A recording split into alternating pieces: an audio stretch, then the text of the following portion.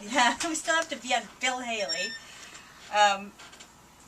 Antion, during the break, or the music break, you mentioned something pretty cool about Bill Haley, that he was huge when he came over? Oh yeah, he was the first American act, or first American rock and roll act to come to Europe. First he came to Britain. He came across on the Queen Elizabeth or the Queen Mary. There was tens of thousands of people to meet him in Southampton, and they had this special train to take him to London. The station was the huge train station in London was jammed out with people, and this guy was like, in fact, I've seen an interview. They go, well, said, do people usually get this kind of reception? He says, well, he says, people do come and meet us. He said, but I've never seen anything like this. Wow. So he came to England and did a bunch of shows. There was riots. They were tearing up the movie theaters, and then he went to Germany. Same thing. So you mentioned there that in England he's sort of thought of as the father of rock and roll, well, not Elvis. He is, yeah, because he was the first. Yeah.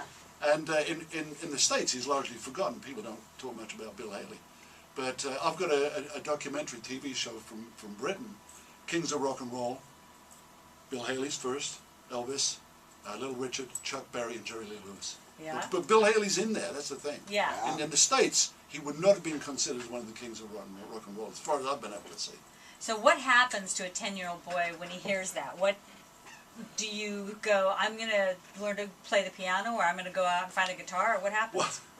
Well, I've had like maybe 3, maybe 4 times in my life where I've gone, no matter what it costs me, no matter what I do, I've got to learn to do that. But at the same time I go, but I don't think I can. What? Really? Yeah. But you just did it anyway. I just did it anyway. So I would have been 10, and then when I was 12, nearly 13, I found in a closet in my grandparents' house where I lived with my mother, a banjo ukulele with no strings. And, banjo ukulele? Yeah. What is that? It's an ukulele tuning, but on a banjo body. Oh, got it. And it's more cutting than a regular ukulele. And there was this guy, this British comedian called George Formby, who was big in the 30s and 40s, and he used to play one of these things and sing slightly risque songs. And George Harrison was a huge fan of his. Oh, that's cool. Yeah. So I guess my family must have. I never did find out the history, but I found it in a closet. There was no strings, no bridge. And I tried to make a bridge cut out a piece of wood, and I got some fuse wire, if you remember what that is, and made strings. And then I thought to myself, hey, maybe if I go to a music store, they'll have strings and a bridge. So I went, they did, and I got these things, and I got a book on how to play, and that was it. I was off and running. Wow. And then At 13? At 13. No, at 12, actually. Oh, 12. And then a few months later, my mother bought me a guitar, and that was it. And did you practice it every once in a while, or were you just crazy about it? Well, I can't say I was disciplined, but essentially what happened was that around that time, things in my family home started to get real weird. There was a whole lot of tension between my mother and her father, my grandfather. And it was hard. It was hard. So my bedroom, that was my retreat. I had my records, my record player, I had my guitar. And that's where I'd just go and retreat into my bedroom every night in the Brit cold. We didn't have heating in the house. Oh. Other than a fire in the living room. Yeah. And that's where music became my refuge. So is that when you were playing things like Little Richard? Yeah. Like I was a huge Bill Haley fan. And, my first LP was Rock Around the Clock. Then all of a sudden I heard Little Richard, and it was like, whoa, that just took it up a notch. I see. Of course. So that's where that came from. And just fast forwarding a little bit to 1962, right before the Cuban Missile Crisis, as it happens, I went to see Little Richard.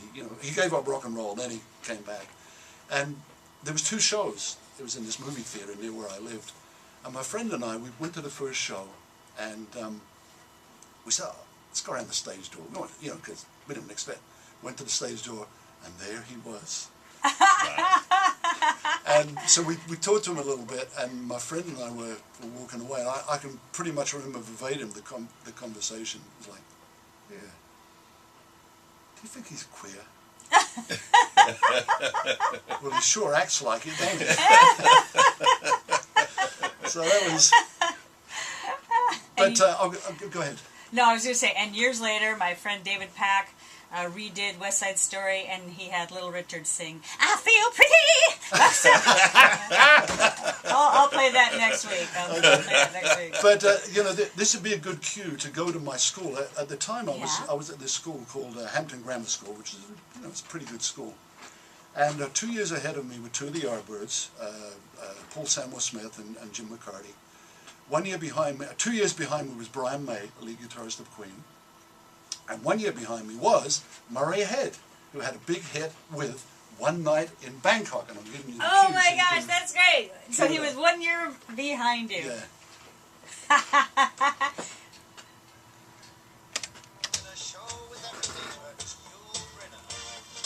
Yul Brynner.